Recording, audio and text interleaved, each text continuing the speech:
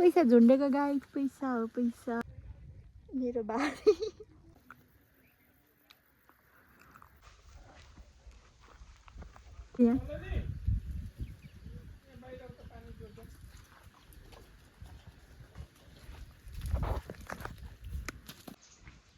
So guys आज म चाहिँ आज गोठमा आएको छु आज होइन डेली नै आउनुपर्छ गोठमा अनि यिनीहरूलाई पानी दिने बेला भएको छ अब यिनीहरूलाई पानी सानी दिएर यिनीहरूलाई घाँस हालिदिनु पर्ने हुन्छ सो हेर्दै गर्नु होला गाइज रियल फेस यो तिलको ठिकैले जान्छ भनिदिनु होला यहाँ माथिदेखि हेर्दा चाहिँ केही देखिँदैन यहाँ नजिक आएर हेऱ्यो भने चाहिँ अनि हात हेर्नुहोस्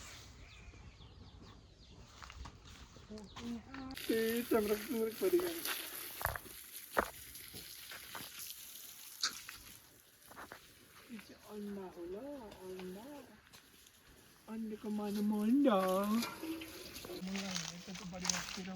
तेरे डिल मजा पाके के बड़ा घड़ी का गंदी कमिला छ कमिला गाई चाहिँ भर्खर भेटे बडी बारको बारीमा अब यसलाई चाहिँ तल गएर खानुपर्ने हुन्छ अम्बक पनि रहेछ अहिलेको अम्बक कस्तो हुन्छ तल हिँड्छौ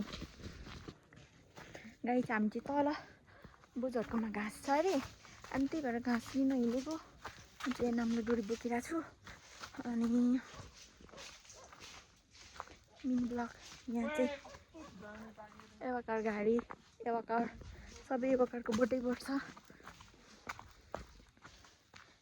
अभि म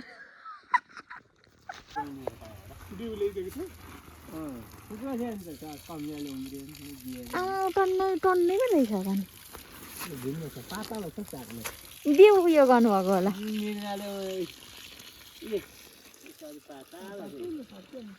धन मल मजाले भयो भने त झन् है यिनीहरू भन्दा मामी ओए एवाकार त फुल्नु पो थाल्नु आँटिसकेको छ परिवारकै होइन भोगो पछुवा हो यो पछुवा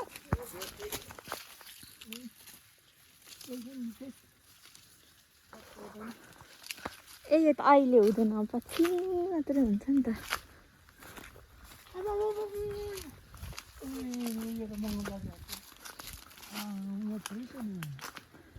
गाइस पैसा रुखको बोटमा पैसा झुन्डिरहेको छ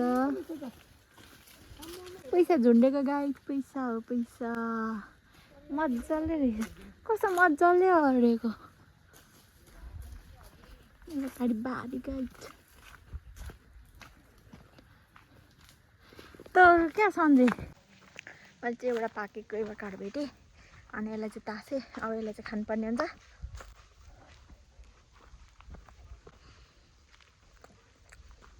मजाले चाहिँ पाकेको छैन हल्का पाकेको छ तर मिठो छ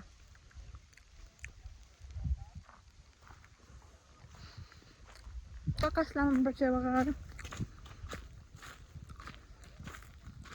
तपाईँ खानु ने तर भाडा त पुगेछ त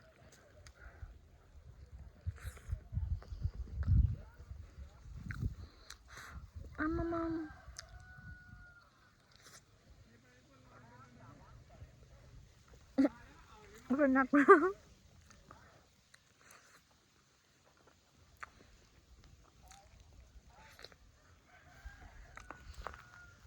यो चाहिँ आधी पाकेको छ आधी पाकेको छैन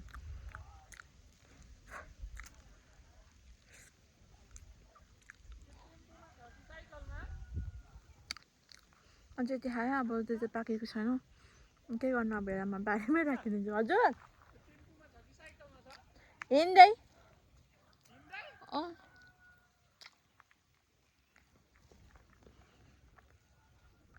आधी पाकेको छ आधी पाकेको छैन यो चाहिँ मैले खाइसकेँ अब हेर्नु बारीमा राख्दिनँ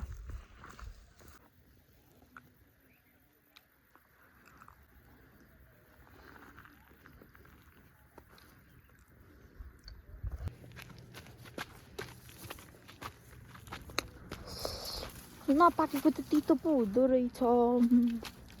तितो पो भयो। पाकेको जति चाहिँ आधी खाएँ मैले। अनि यो चाहिँ दिउँसोको भ्यू गाइस यस्तो छ। यहाँ चाहिँ मजाले घाम लागिरहेछ है धनकुटामा चाहिँ। तपाईँहरूकोमा चाहिँ दिउँसो घाम लाग्छ कि लाग्दैन? अहिले त चिसोको मौसम छ। हाम्रो चाहिँ यतातिर चाहिँ बिहान र बेलुका चाहिँ चिसो हुन्छ अनि त्यसपछि दिउँसो चाहिँ यस्तो न्यानो घाम लाग्छ। यस्तो साथीहरू नि हामी चाहिँ यहाँ बोजूको घर आइपुग्नु लाग्यौँ। बाजे बोजूको घर म चाहिँ जाँदैछु। बाटो पनि यस्तो छ अनि अहिले भएर जाँदाखेरि त्यस्तो उकालो छ नि। उकालो छ।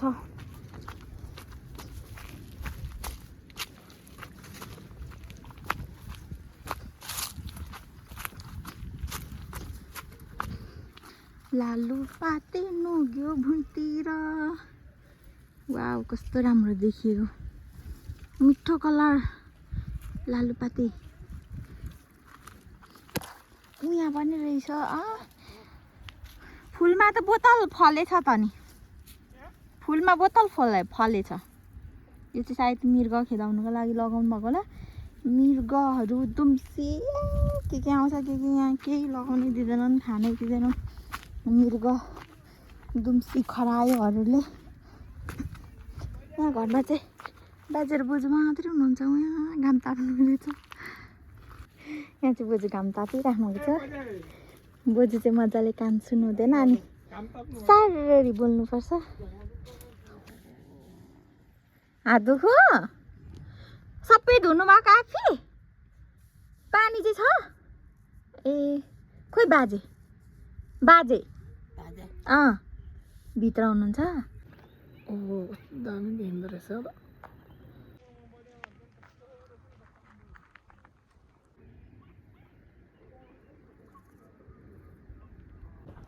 साथीहरू अब चाहिँ हामी घाँस बोकेर यो उकालो जानुपर्ने हुन्छ माथि। सो अब भारी लगाएर हामी चाहिँ जान्छौँ। हेर्दै गर्नु होला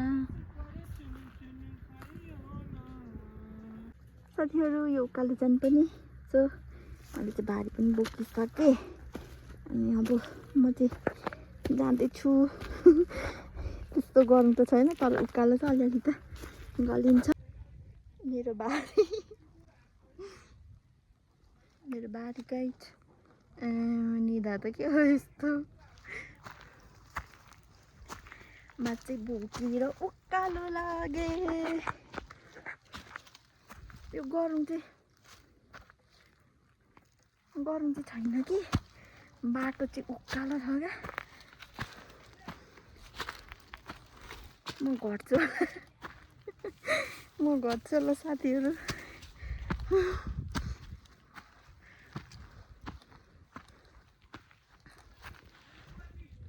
यहाँ माथि निस्किनु पर्ने। अब चाहिँ म अलिकति हिँड्नु बित्तिकै सास स्वाँ बन्नु थालिहाल्छ। त्यही भएर म चाहिँ भिडियो बनाउँदिनँ। एकैचोटि माथि पुगेपछि मात्रै फेरि म भिडियो बनाउँछु।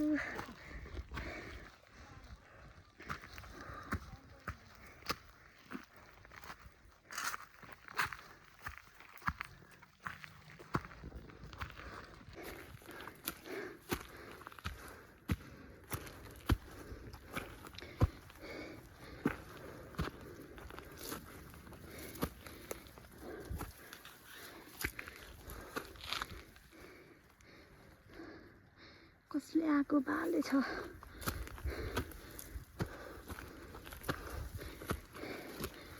किलौ माया मैतिर किलौ उइतिर एनिर नलाउ दुईतिर मन थिए साथीहरू गले है म चाहिँ। धुप्पी सल्ला अझ त सेतो देखिरहेको ठाउँमा निस्किनु पर्ने।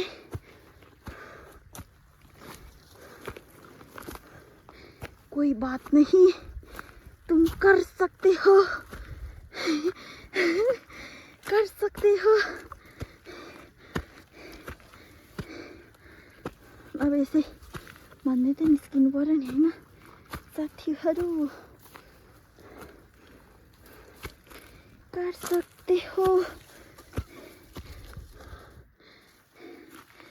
गइसक्यो भन्नु हुँदैछ। मैले त बोजूलाई पनि गएँ है भनेर गएँ बोजू भनेर निस्क्यो। कर सकते हो गाइस। यहाँ माथि निस्किन्छ।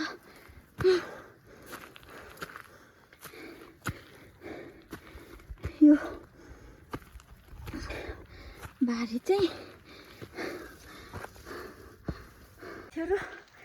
बारी चाहिँ गरौँ नभए पनि यो चाहिँ मकैको खुस्टा हो। अनि यो चाहिँ गहत। तपाईँहरू कतिजनालाई थाहा छ होला गहत भनेको पत्थरिया हुन्छ नि पेटमा के भन्छ त्यसलाई त्यो रोगको लागि चाहिँ एकदमै यो गहतको दाल चाहिँ औषधि हो अरे क्या।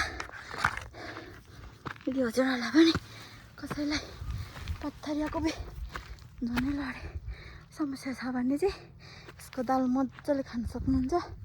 यसले चाहिँ पत्थरिया जान्छ भन्नुहुन्छ।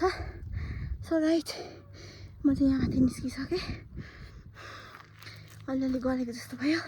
अनि म चाहिँ यहाँ तलदेखि आएको हो। अनि अब चाहिँ म यहाँ निस्किसकेँ बाटोमा। अब अलिकति उकालो छ अनि त आइहालेँ।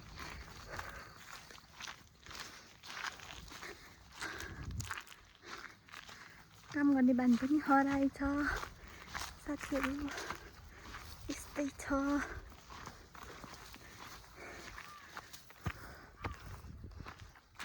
हाम्रो टाढा बारी आइपुग्न लागे।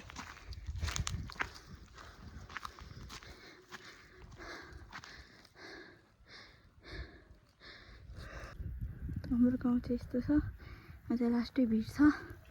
अनि अब तपाईँहरूले देखिरहनु भएको छ यो चाहिँ खरबारी हो। अनि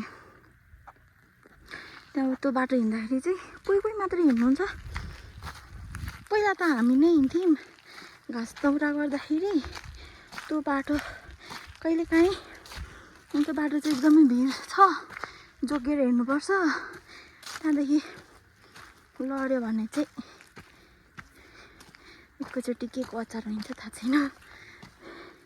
अनि त्यो बाटो चाहिँ अब यो बाटो चाहिँ हामी निकै भयो हिँड्नु छोडेको, निकै वर्ष भयो। यतातिर त खासै आइँदैन पनि, के काम पर्दाखेरि मात्रै हो। यो चाहिँ टाढबारी यो घरहरूको बोटहरू भइहाल्यो। यिनीहरू चाहिँ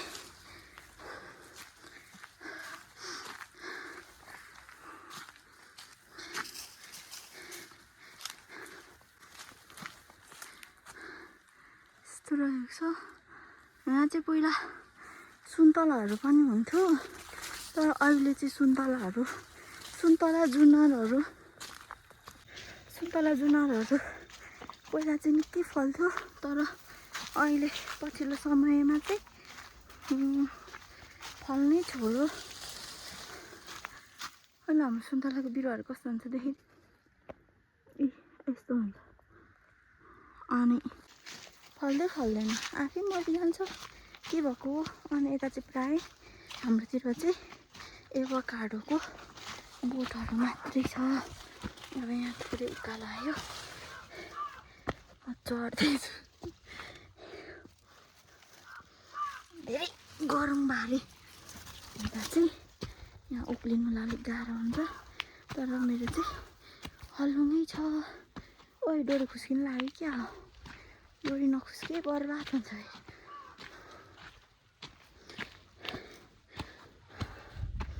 यता पनि हल्का उकालो छ, हिँड्नुपर्ने हुन्छ। एभोकाडो चाहिँ मलाई मनपर्छ। एभोकाडो चाहिँ मलाई चाहिँ असाध्यै मनपर्छ। अझ साथीहरू जुस बनाएर खानुपर्छ हल्का चिनी लगाएर। ब्रेडमा पनि दामी हुँदो रहेछ। मलाई चाहिँ जुस मनपर्छ प्राय। यहाँ चाहिँ धेरै बोटहरू छ अनि झरिरहेको हुन्छ। बोटमै पकाउनै पर्दैन।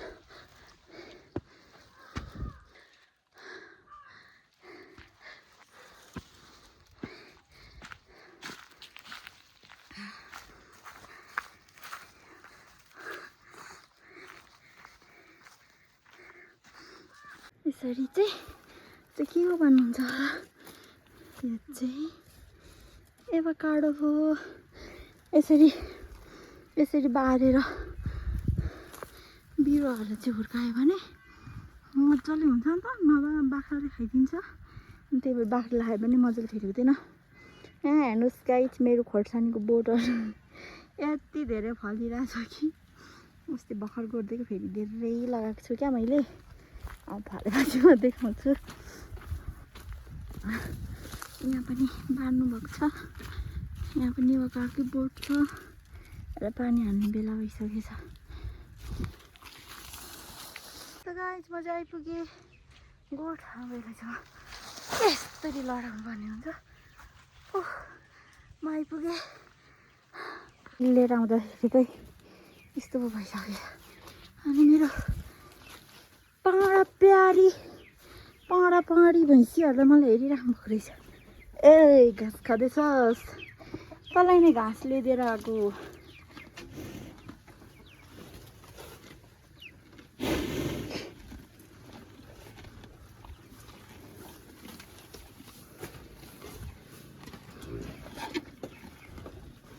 ओइ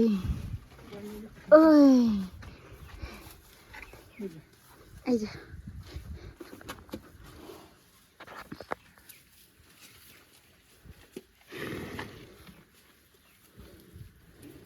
हाल्लास् नि फेरि।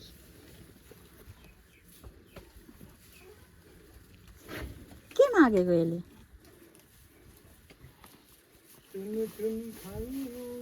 आइज म बनाइदिन्छु। आइज ल। फाइनल गाइज म चाहिँ गोठ पनि आइपुगिसकेँ। अब यिनीहरू पनि घाँस ल्याएको छ। यिनीहरू पनि मस्त घाँस खाँदैछ। अनि आजको भ्लग चाहिँ म यहीँ इन्ड गर्न चाहन्छु। By by guys. हेर्दै गर्नुहोला। अनि मेरो भिडियो मन पर्यो भने लाइक सब्सक्राइब गरिदिनु नबिर्सिनु होला। By by. By by.